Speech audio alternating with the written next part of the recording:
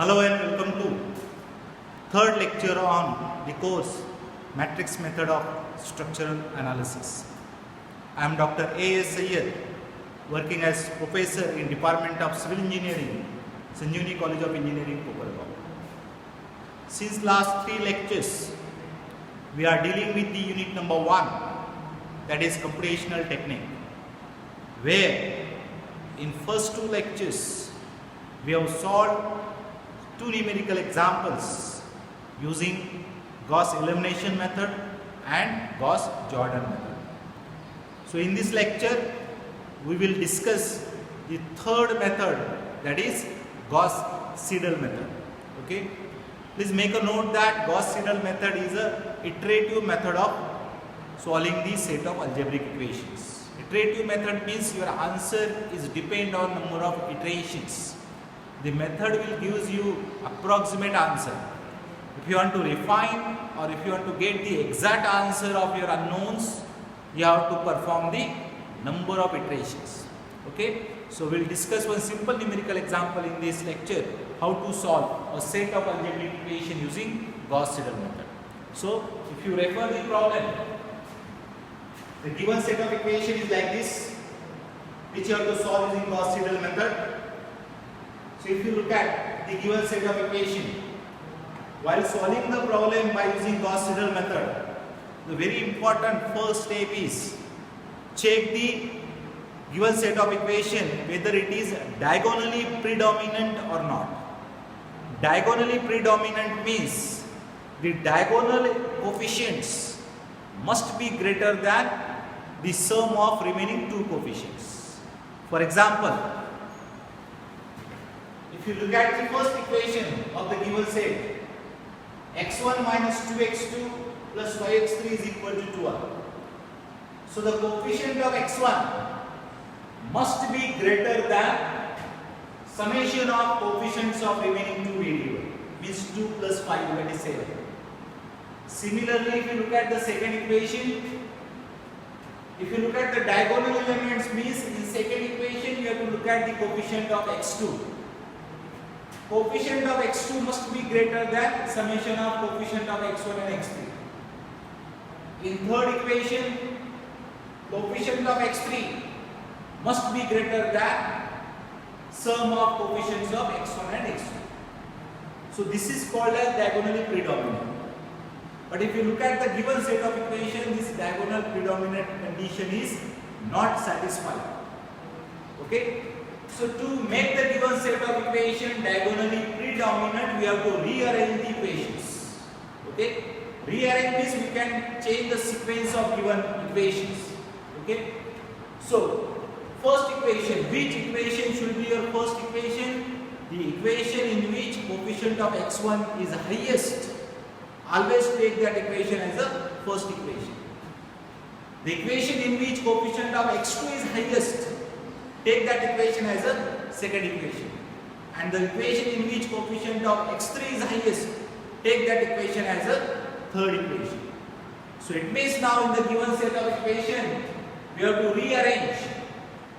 Consider this equation as the first equation because coefficient of x1 is 5 and coefficients of x2 and x3 are 1.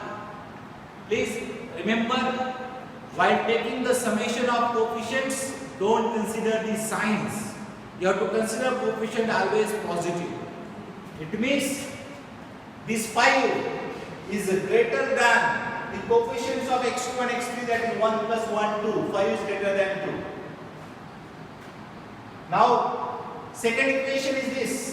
Because coefficient of x2 is highest here. So if you take that as a second equation, now this 4 is greater than coefficient of x1 and x3, that is 1 plus 2, that is 3. And now if you take that given first equation as a third equation where coefficient of x3 is 5, it is greater than 1 plus 2, that is 3. So now like this, you have to rearrange the equation so that given set of equation is diagonally predominant. Please understand again, diagonally predominant means diagonal coefficients are These diagonal coefficients are greater than summation of remaining two coefficients.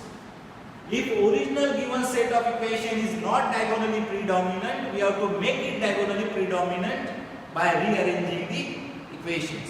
While rearranging the equations, always first equation is the equation in which coefficient of x1 is highest. Second equation is coefficient of x2 is highest. And third equation means equation in which coefficient of x3 is highest. Okay, so you please make a note of that. The first step is make the given set of equations diagonally predominant. Now second equation, second step. Second step is once you get this set of equation diagonally predominant, from first equation find out value of x1. From first equation find out value of x1. x1 is equal to, take these two terms on right hand side, 4 minus x2 plus x3, and then divided by this 5, that is 1 upon 5. So from equation 1 find out value of x1. Similarly from equation 2 find out value of x2. That is 15 minus x1 minus 2x3 divided by this coefficient 4. And from third equation find out value of x3. Okay, so from first equation find out x1, from second equation find out x2, from third equation find out x3. Consider those as the equation number 1, 2, 3. Okay. So after this now your iterations will start. So while starting the iteration calculation, initially first iteration we have to assume the values of x1, x2, x3. So iteration number 1 is an assumption. Assume the values of x1, x2, x3.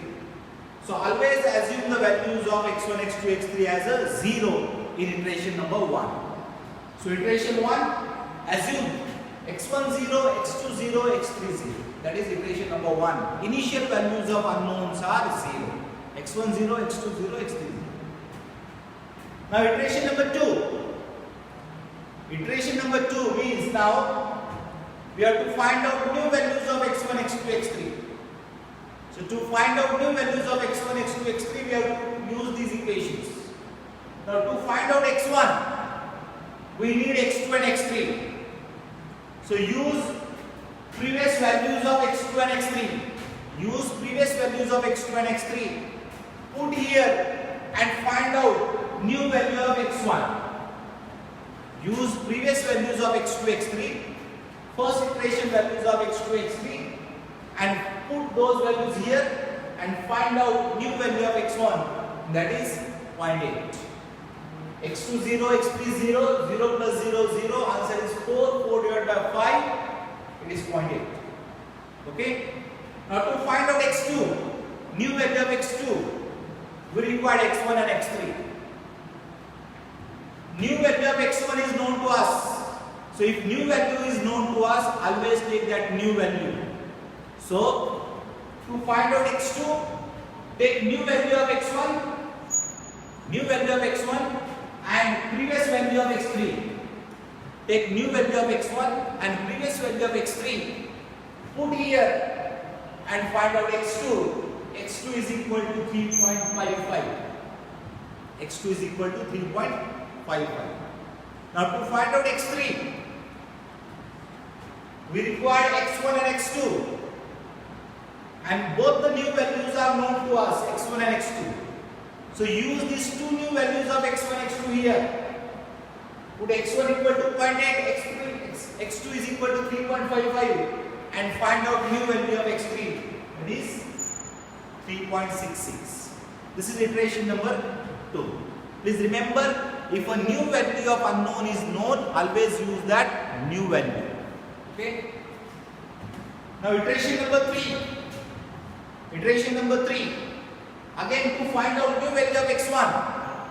To find out new value of x1, use previous values of x2, x3. That is x2 equal to 3.55 and x3 is equal to 3.66. Put this x2, x3 in equation 1 and find out x1, 0.822. Use previous values of x2, x3, put in equation 1 and find out new value of x1. Okay? Now to find out new value of x2, again similarly, to find out x2 we require x1, x3. Use previous value of x3 and new value of x1. New value of x1, find out new value of x2 from equation 2. And using these two new values of x1, x2, find out new value of x3 from equation 3. Using these new values of x1, x2, find out new value of x3. That is iteration 3. Like this, you have to use the values of x2, x3 previous, put in equation 1, find out again new value of x1. Use this new x1, previous x3, new x1, previous x3, find out new x2. Use this new x1, new x2, find out new x3 from equation 3. Similarly, iteration 5, iteration 6 and iteration 7. Okay? So now like this you have to perform the number of iterations. Now one question may come in your mind that where we have to stop. So always stop where you will get the same answer in two consecutive iterations. If you look at this iteration 6 and 7, iteration 6 and iteration 7, we are getting values of x1, x2, x3, 1, 2, 3, 1, 2, 3. It means if you get the same answer in two consecutive iterations, your number of iterations are over. Stop there. Your final answer for x1, x2, x3 is x1 equal to 1, x2 is equal to 2 and x3 is equal to 3. So this is Gauss-Seidel, that is iterative method of solving this set of algebraic equations. Okay, so these three numerical methods are involved in unit number 1, that is computational techniques. Gauss elimination method, Gauss Jordan method and Gauss Seidel method. There will be one numerical example on each method for 10 marks in examination. There is one more portion of this unit computational technique where we have to write down the flowcharts and algorithm for these three numerical methods. So I will upload those flowcharts and algorithm on our LMS system. Refer that and go through the flowcharts and algorithms. Okay. So with these three numerical methods, our unit number 1 is over, that is computational technique. In the next lecture, we will start unit number 2, that is flexibility matrix method for the analysis of beams and frames. Okay. Thank you very much.